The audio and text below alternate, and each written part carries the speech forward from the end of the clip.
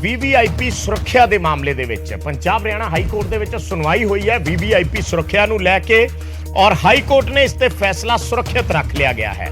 So high court ਨੇ ਪੰਜਾਬ ਸਰਕਾਰ ਤੋਂ ਇਸ ਬਾਬਤ ਡਿਟੇਲ ਮੰਗੀ ਹੈ ਕਿ ਪੰਜਾਬ ਸਰਕਾਰ ਪੂਰਾ ਬਿਊਰਾ ਦੇਵੇ ਕਿ ਸਿਕਿਉਰਿਟੀ ਤੇ ਜਿਹੜੇ ਹੁਕਮ ਜਾਰੀ ਕੀਤੇ ਨੇ, ਸਰਕਾਰ ਨੇ ਜਿਹੜੇ ਸਿਕਿਉਰਿਟੀ ਬਾਬਤ ਜਿਹੜੇ ਹੁਕਮ ਜਾਰੀ ਕੀਤੇ ਸੀ ਉਹਨਾਂ ਦੀ ਡਿਟੇਲ ਮੰਗੀ ਹੈ ਕਿ ਕਦੋਂ ਸਰਕਾਰ ਨੇ ਇਹ ਹੁਕਮ ਜਾਰੀ ਕੀਤੇ ਨੇ।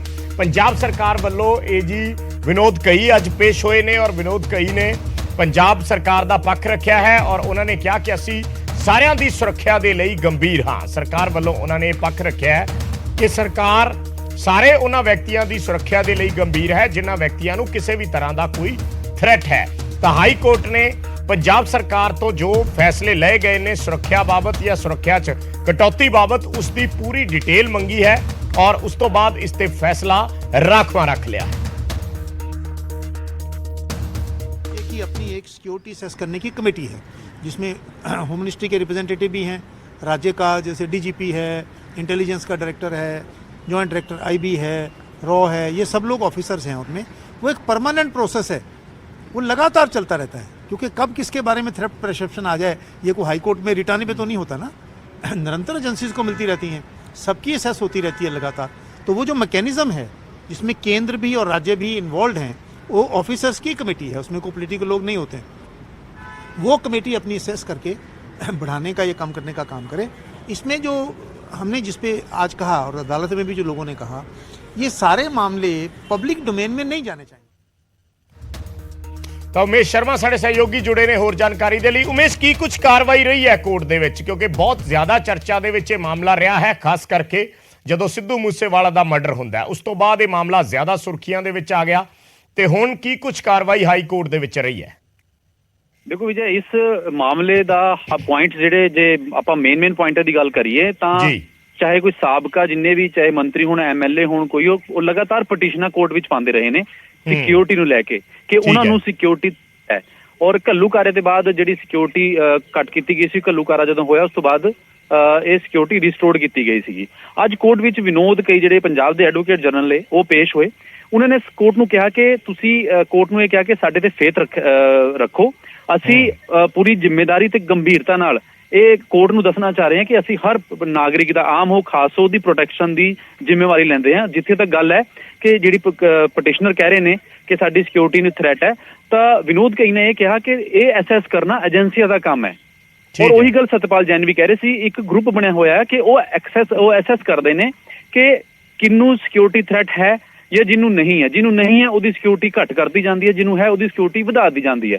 ਤਾਂ ਇਹੀ ਕੋਰਟ ਵਿੱਚ ਵਿਨੋਦ ਕਈ ਨੇ ਵੀ ਕਿਹਾ ਕਿ ਅਸੀਂ ਪਟੀਸ਼ਨਰ ਜਿਹੜੇ ਹੈਗੇ ਨੇ ਉਹਨੂੰ ਚਿੰਤਾ ਕਰਨ ਦੀ ਲੋੜ ਨਹੀਂ, ਅਸੀਂ ਉਹਨਾਂ ਦੀ ਸਾਰੀ ਜਿਹੜੀ ਗੱਲਬਾਤ ਨੂੰ ਗੰਭੀਰਤਾ ਨੂੰ ਸਮਝਦੇ ਹਾਂ ਔਰ ਅਸੀਂ ਇਹਦੇ ਲਈ ਪੂਰਾ ਕੋਰਟ ਨੂੰ ਆਸ਼ਵਸਤ ਵੀ ਕਰਦੇ ਹਾਂ। ਕੋਰਟ ਨੇ ਕਿਹਾ ਵੀ ਹੈ ਕਿ ਠੀਕ ਹੈ ਅਸੀਂ ਤੁਹਾਡੀ ਜਿਹੜੀ ਤੁਸੀਂ ਆਸ਼ਵਾਸਨ ਦੇ ਰਹੇ ਹੋ ਜਾਂ ਗੰਭੀਰਤਾ ਅਸੀਂ ਤੁਹਾਨੂੰ ਕਹਿੰਦੇ ਹਾਂ ਵੀ ਤੁਸੀਂ ਚੰਗੀ ਸੋਚ ਰੱਖਦੇ ਹੋ, ਲੇਕਿਨ ਇਹਦੀ ਜਿਹੜੀ ਲੀਕ ਹੋਇਆ ਸੀਗਾ ਕਿ ਸਿਕਿਉਰਿਟੀ ਦਾ ਇਹ ਕਹਿਣਾ ਕਿ ਜੀ ਇਹ ਘੱਟ ਕਰਾਤੀ ਗਈ ਇਹ ਮੀਡੀਆ 'ਚ ਨਹੀਂ ਆਉਣੀ ਚਾਹੀਦੀ ਸੀ। ਔਰ ਕੋਰਟ ਵਿਜੇ ਪਹਿਲਾਂ ਵੀ ਜਿੰਨੀ ਵਾਰ ਵੀ ਮਾਮਲਾ ਸੁਣਵਾਈ ਲਈ ਆਇਆ ਜਸਟਿਸ ਰਾਜਮੋਹਨ ਨੇ ਹਮੇਸ਼ਾ ਇਹ ਸਵਾਲ ਚੁੱਕਿਆ ਹੈ ਕਿ ਇਹਦਾ ਹੁਣ ਇਲਾਜ ਕੀ ਹੈ, ਜਿਹੜੀ ਸਿਕਿਉਰਿਟੀ ਦੀ ਲੀਕ ਹੈ ਇਹਦਾ ਇਲਾਜ ਕੀ ਹੈ ਤਾਂ ਕਿ ਫਿਊਚਰ 'ਚ ਐਦਾਂ ਨਾ ਹੋਏ। ਤਾਂ ਵਿਨੋਦ ਕਈ ਨੇ ਕਿਹਾ ਐਡਵੋਕੇਟ ਜਨਰਲ ਨੇ ਕਿ ਦੇਖੋ ਜੀ ਇਹਦਾ ਹੁਣ ਇਲਾਜ ਇਹੀ ਹੈ ਕਿ ਅਸੀਂ ਹੁਣ ਦੁਬਾਰਾ ਜਿਹੜੀ ਰਿਵਿਊ ਕਰ ਰਹੇ ਨੇ ਕਿ ਕਿਆ ਇਸ ਚੀਜ਼ ਤੋਂ ਬਾਅਦ ਜਦੋਂ ਇਹ ਲੀਕ ਹੋਇਆ ਉਸ ਤੋਂ ਬਾਅਦ ਕਿਆ ਵਾਕਈ ਜਿਨ੍ਹਾਂ ਨੂੰ ਹੈਗਾ ਸਿਕਿਉਰਿਟੀ ਥ੍ਰੈਟ ਹੈ ਕਿੰਨਾ ਨਹੀਂ ਹੈ, ਕਿਉਂਕਿ ਉਹ ਏਜੰਸੀਆਂ ਦਾ ਔਰ ਗਰੁੱਪ ਦਾ ਕੰਮ ਹੈ ਜਿਹੜੀ ਇਹ ਰਿਵਿਊ ਕਰਦੀਆਂ ਨੇ। ਹੁਣ ਰਿਜ਼ਰਵ ਰੱਖਿਆ ਗਿਆ ਵਿਜੇ ਫੈਸਲਾ ਔਰ ਇਹ ਕਿਹਾ ਗਿਆ ਸਰਕਾਰ ਨੂੰ ਕਿ ਜਿਹੜੇ ਆਰਡਰ ਸਰਕਾਰ ਨੇ ਟਾਈਮ ਤੇ ਕੱਢੇ ਨੇ ਸਿਕਿਉਰਿਟੀ ਨੂੰ ਲੈ ਕੇ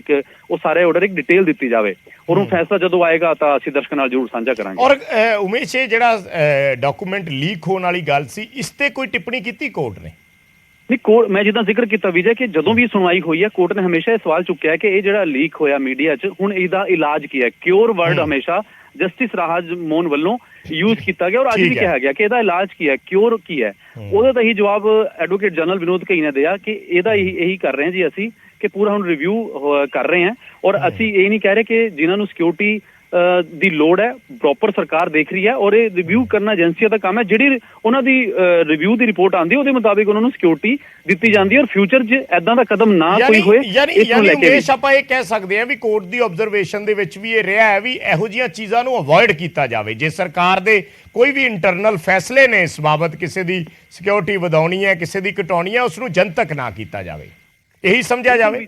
ਬਿਲਕੁਲ, ਇਹ ਕਿਉਂਕਿ ਪਹਿਲਾਂ ਵੀ ਜਦੋਂ ਫਸਟ ਵਾਰ ਇਹ ਸੁਣਵਾਈ ਲਈ ਆਇਆ ਸੀ ਤਾਂ ਵੀ ਅਸੀਂ ਉਸ ਟਾਈਮ ਵੀ ਅਸੀਂ ਜ਼ਿਕਰ ਵੀ ਕੀਤਾ ਸੀ ਇਨਫੈਕਟ, ਔਰ ਕਿ ਕੋਰਟ ਨੇ ਇਹੀ ਕਿਹਾ ਕਿ ਜਨਤਕ ਕਰਨ ਦੀ ਚੀਜ਼ਾਂ ਵੈਸੇ ਵੀ ਨਹੀਂ ਹੈ, ਪ੍ਰੋਟੋਕਾਲ ਕਹਿੰਦਾ ਕਿ ਜਨਤਕ ਨਹੀਂ ਹੋਣੀ ਚਾਹੀਦੀਆਂ ਨੇ।